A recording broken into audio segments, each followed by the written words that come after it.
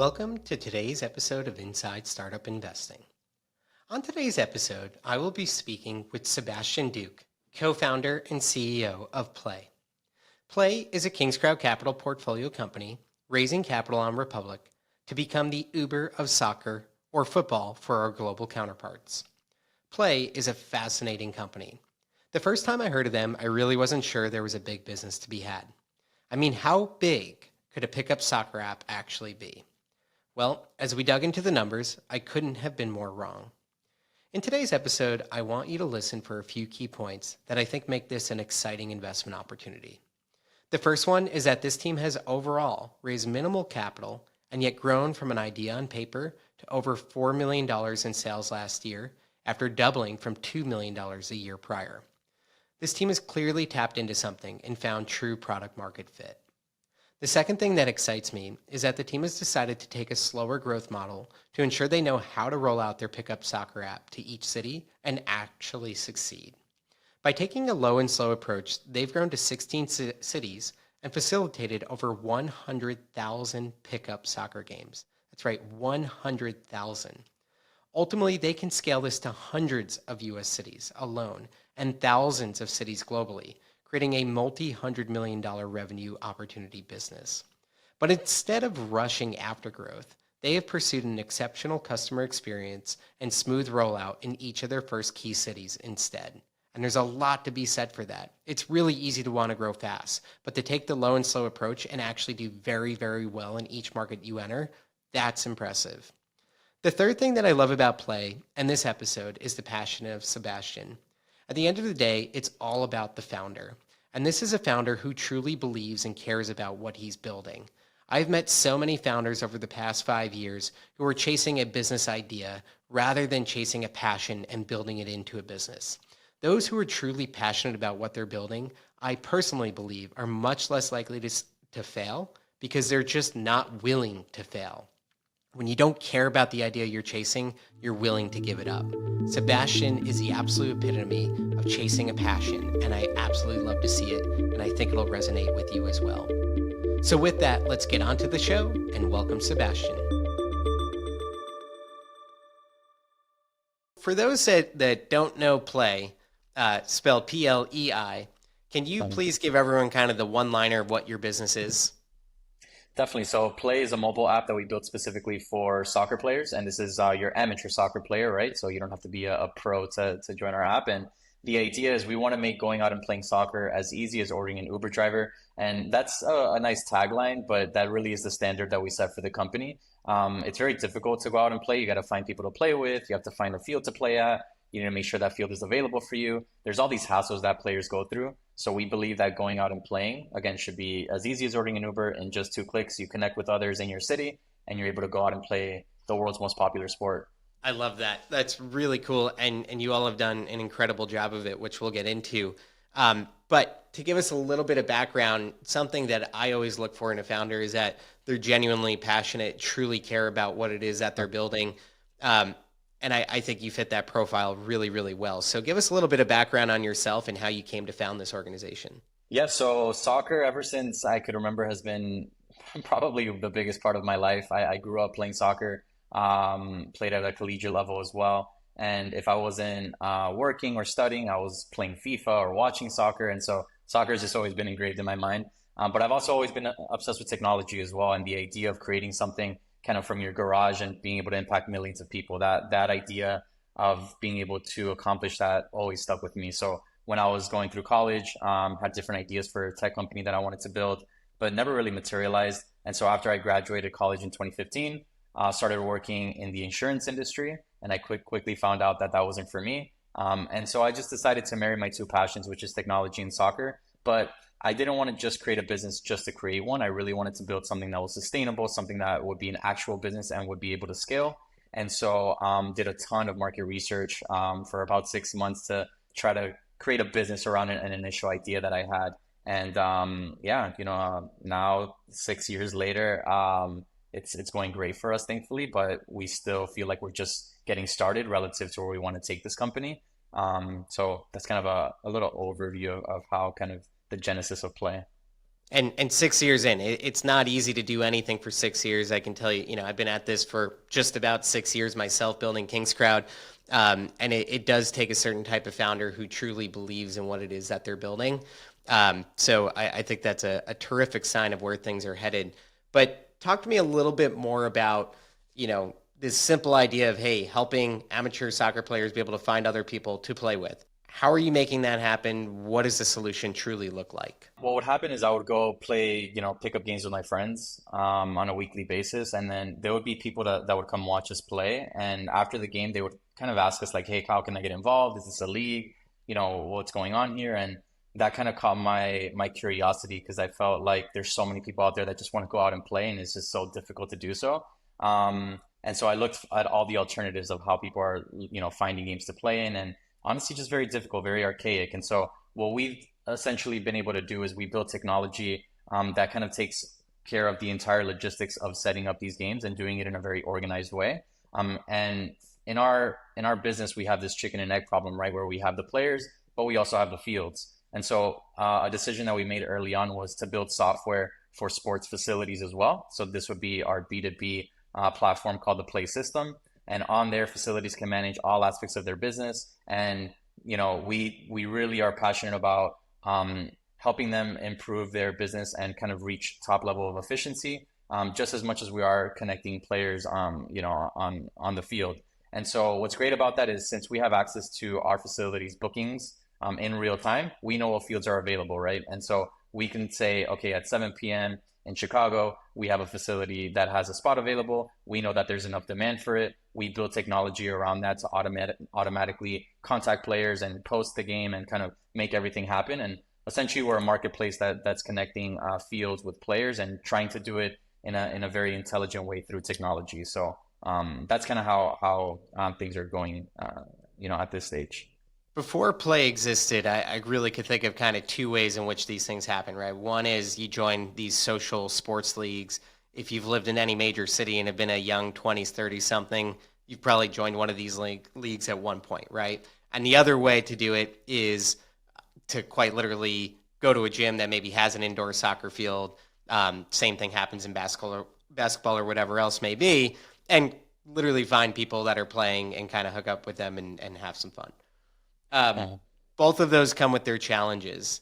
This one kind of sits in a universe where it's real time, on demand, but is also kind of professionalizing it in a way that's a little bit like the professional league, but you're not signing up for a million different games. So, talk to me about kind of your differentiator, where you see yourselves in the market. And in some ways, it sounds like you're almost developing a new category of pickup games. Yeah, definitely. Because when somebody thinks about a pickup game, sometimes they could be a little turned off with the idea of what is the quality of that game going to be like, right? If I do go show up at a gym and go to a soccer field and try to get a pickup game going, how are the other players going to be? Are they going to be just as skilled level as I am? Are they going to be nice people? Are they going to have, different attitudes? And so that turns off a lot of people in terms of wanting to go out and play with randoms, right? And so what we've been able to do is kind of create this culture within the app where people know what to expect when they sign up for a Play app game. If you're a high level player, we're going to connect you with high level individuals. We also vet out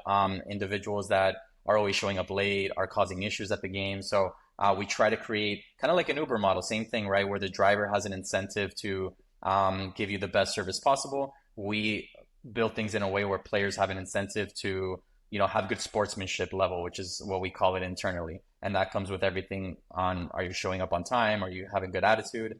So just kind of create an experience where if you sign up to a Play app game, you know what you're getting yourself into, and doing that through technology and building mechanisms around that where our systems get smarter over time based on the data that we feed it, right? And now we're hosting over 3,000 games a month, so we have a ton of data. Historically, we've hosted, got at this point, probably over 100,000 games. And so that's allowed us to become experts at what we do, and to connect people in the smartest way possible. But then to handle every aspect of that as well, right? Like to connect thousands and thousands of people every night all across the country. There's so many things that can go wrong, right? If somebody's on the way and maybe they got a flat tire or they just didn't show up, or so many crazy stories, which are sometimes pretty funny to see. We've kind of built mechanisms in place to handle at least 99% of those. to make sure that we're providing players with the best level of service possible, which for us is huge, right? Providing our customers, both facilities and players, with the most optimal levels of service. So yeah, that's kind of a strategy that has taken years to develop, but is really working out. And now the next strategy for us is how do we scale that while maintaining the quality of the games all across the world? When I kind of first heard about your business, I was a little bit skeptical myself of like, how big could this really be? And I've been blown away by the fact. I mean, you just mentioned you guys have helped host 100,000 games. I think this year, or in 2023, you did what, $4+ million in revenue. Yep. So it's kind of unreal what type of opportunity is actually here, and I've been blown away by that. I want to dive in on the product just a little bit more. So, Mhm. does essentially the facilities individual kind of say, okay, we're going to host a game tonight, and then do they like pick a level of expertise? Like this is a low level game. This is a relatively experienced game. This is the expert level experience. How does that work? And then how are the individuals then signing up, and who's paying what to make all this happen? Yeah, great question. So, at our core, we believe that technology should always work for the user. The user should never work for the technology. And so, facilities actually don't have to post the games. We do that automatically for them. And we have an algorithm in place that can identify supply and demand and can say, okay, there's this spot available at X facility. And we know that based on previous trends, there's this amount of demand. And so we post the game. And so the facilities don't have to do anything. At the end of the day, what a facility cares about is having more business at their venue, right? And they want to make more revenue on underutilized space. So we help them do that without them really having to do anything apart from hosting the players in person. And then once the game is posted, players can go and they can browse our games page. And we try to do that in a way where it's very easy for users to find the game that they're most likely to play at.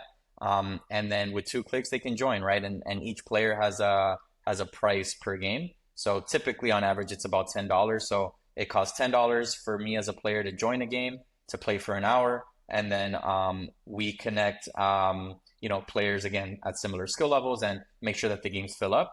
And then kind of create all the logistics within that game to make sure that it's as, organized as possible. Yeah, we let players know what team they're on the app and kind of send them instructions on where to go when they show up, what field they're going to be on. So yeah, again, we try to build a lot of technology around this. That way, both set of our users is just kind of happening like magic, and everybody wins. Repeat users is probably one of the most important things, right? It's like they can't just come to one game to make this really work. You need them coming to a lot of games. From my understanding, a lot of them are coming to quite a few games. Talk to me about kind of that repeat purchase continuously coming back. And what has been the feedback? What's driving these people to continuously show up and want to play games? Yeah, I think it's a couple of things. I think one, now, we've gotten big enough where we can, like I said, provide players with a platform where they know what they're going to get out of it. Whereas before it might have been kind of guessing, like, okay, I'm going to sign up to this game and I'm not sure what it's going to be like. Now it's very consistent. Um, and so players can now trust the app, right? And so when they go, they have that good experience the first time. Typically, it's like the gym model, right? Where if you go, you work out, let's say on a Tuesday, next Tuesday you're going to want to work out again, at least in theory. And then players, they usually play on a weekly basis. And then we have power users that play, gosh, like over 40 times a month, which is crazy. I mean, they're playing more than one game every day. It's it's kind of mind blowing actually. And yeah, people love it, right? So now, one of the biggest things that players tell us is, if we can create maybe a subscription model where they can pay monthly for games as opposed to paying per game, and that's one of the features that we're working on right now, where players can pay X amount for X amount of game credits, and they can kind of use that throughout the month. So yeah, we're seeing a lot of repeatability and a lot of recurring revenue through the application, and I think it's just a testament of the popularity of the sport, the ease of the platform, and just the experience that players are having on the actual field. Well, I love the fact that you led with a per use model, and now it's just coming up that there's some people who are using it so much. They're like, can I find a more affordable way to do this and just be on a subscription? But leading with the transactional model, is very non adhering to the way people want to do business today. But I actually think there's a lot of value in that. And I really appreciate it. And $10, a lot of these classes can charge you $30, $40 per Yeah, it's class. crazy. And sure, it makes you value it, but at some point it limits how many times you can do it because only so many people can spend hundreds and hundreds of dollars a month, right? So I love that transactional model. Now, you've grown a lot over the past couple of years. Talk to me about what the growth strategy has been specifically around kind of the geographic growth approach.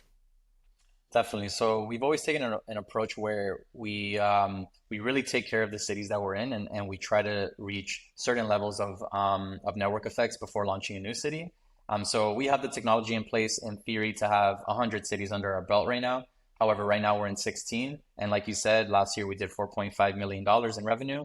The year before that was 1.7, and it's just been growing exponentially. And it's only in 16 cities, right? There's still a ton to grow here in the United States, but also across the globe as well. But we really believe in creating strong network effects in the cities that we're in. And that's the strategy that's really worked out for us. Our app launched in 2019.